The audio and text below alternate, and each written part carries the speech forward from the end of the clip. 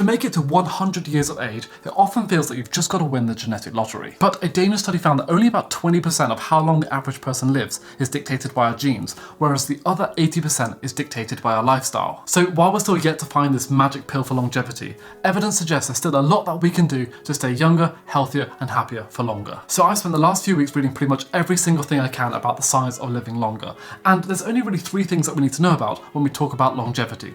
So firstly, we want to increase our lifespan. Basically, we want to increase the amount of time we spend on this planet.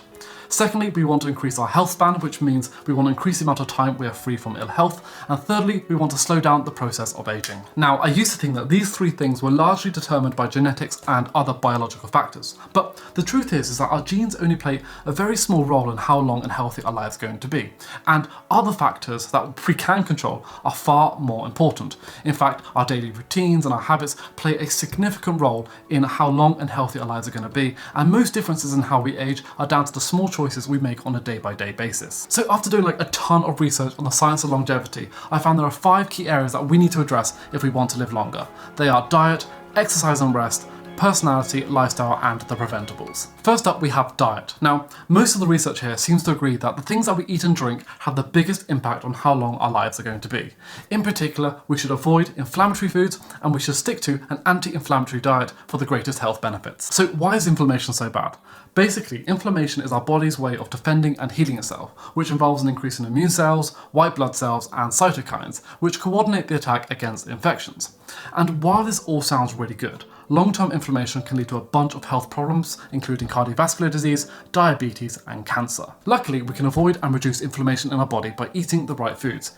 In particular, we should avoid eating things like processed meats, sugars, refined carbs and trans fats. So processed meats like sausage and ham have been linked to premature death because they're full of these chemicals that are designed to improve the taste of the product and also the shelf life of the product that also influences and reduces the diversity of our gut microbiome. The link between added sugar and inflammation has also been shown in a bunch of studies, including a 2011 study of 29 people where they gave these people an extra 40 grams of sugar into their diet, which led to a bunch of metabolic complications, insulin resistance and a spike in inflammatory markers. Refined carbs like white bread, pasta and pastries are essentially just empty calories because they've had all the fibre, vitamin and minerals removed from them. So not only are they inflammatory, but their high glycemic index also increases our blood sugar level, which makes it really hard to maintain a healthy weight. Finally, trans fats, which can be found in baked goods and fried goods and some spreads, has not only a really negative impact on our cholesterol levels, but also damages something known as the endothelial cells that line our arteries, which is super inflammatory,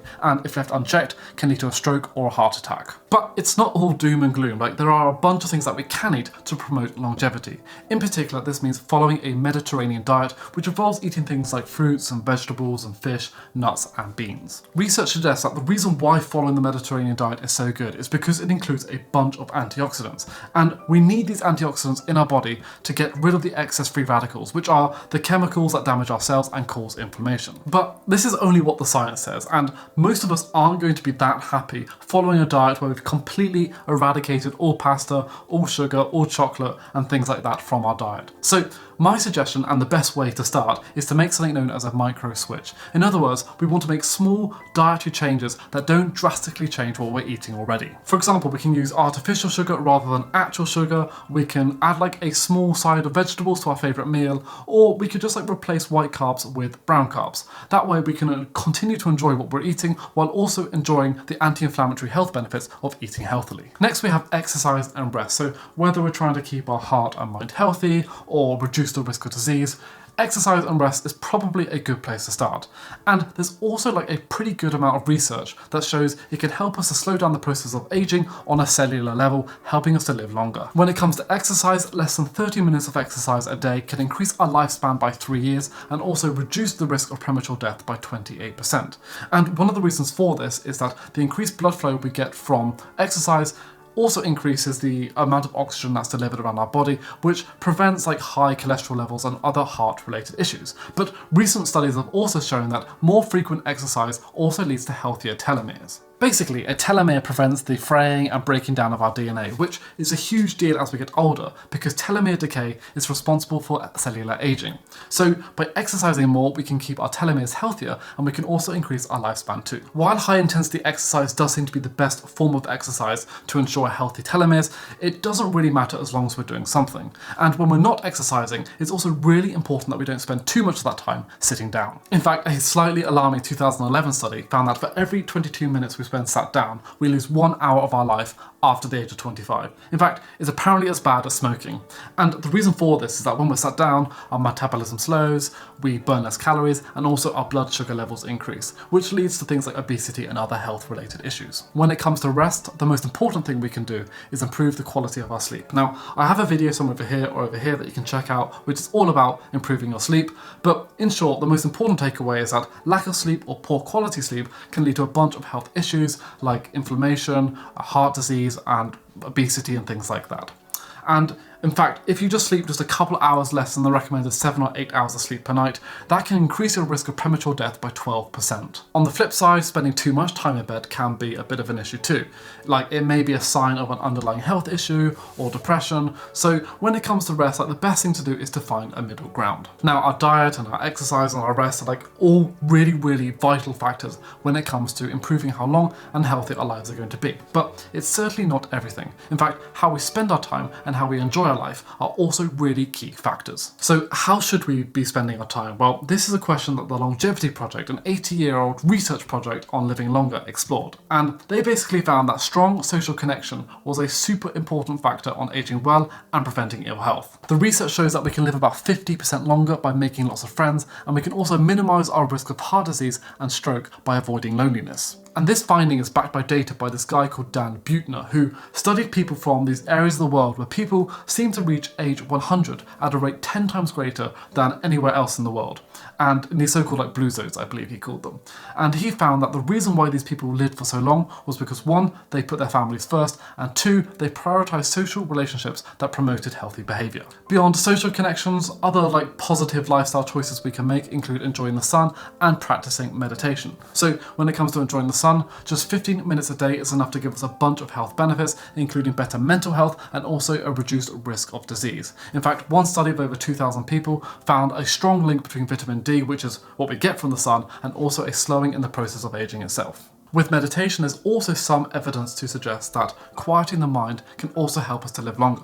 In fact, in one study from the University of California, they found that meditation helps us to improve the healthiness of our telomeres, and that's largely because we reduce our stress levels when we meditate. And because we're keeping our telomeres healthier and happier, that also leads to us living for longer too. It also turns out that our personality traits, like being conscientious and happy, and our mindset, like avoiding stress and anxiety, are also potential indicators for how long we're going to live. Firstly, be more conscientious. So in short, this means that we need to be more self-disciplined, principled, diligent, and goal-oriented. According to the Longevity Project, which is that project we mentioned earlier, having this personality trait is the best one to have when it comes to increasing your life expectancy.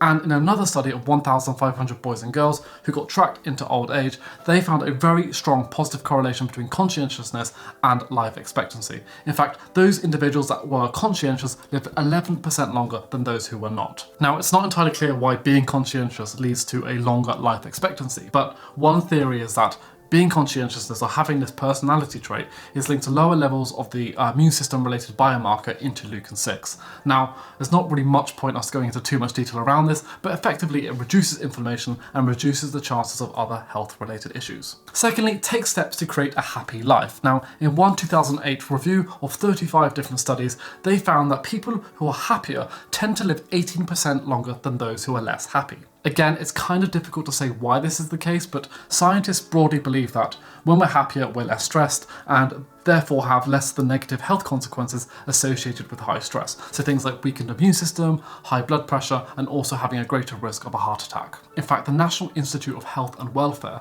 found that high levels of stress can reduce our life expectancy by almost 3 years. When we're stressed, our cortisol levels increase, which lowers our immune system and also negatively impacts our heart health. So it's really important that we set aside time for ourselves and also cut away any work that doesn't need to be done or isn't aligned with our life purpose. Finally, Finally, longevity isn't just about actively doing the stuff that's healthy, but also about avoiding the stuff that's unhealthy. In other words, it's about preventing the preventables. In particular, there are 3 things that we should avoid. Firstly, smoking. So tobacco contains like a bunch of different chemicals that increases the likelihood of having a heart attack, a stroke, and getting cancer. And in one 2013 study of over 1 million people, they found that smokers have about 10 years shorter life expectancy and also 3 times more likely than non-smokers to die early. Secondly, we've got obesity. So obesity is actually the 5th leading risk of global deaths and also increases the risk of pretty much all causes of death.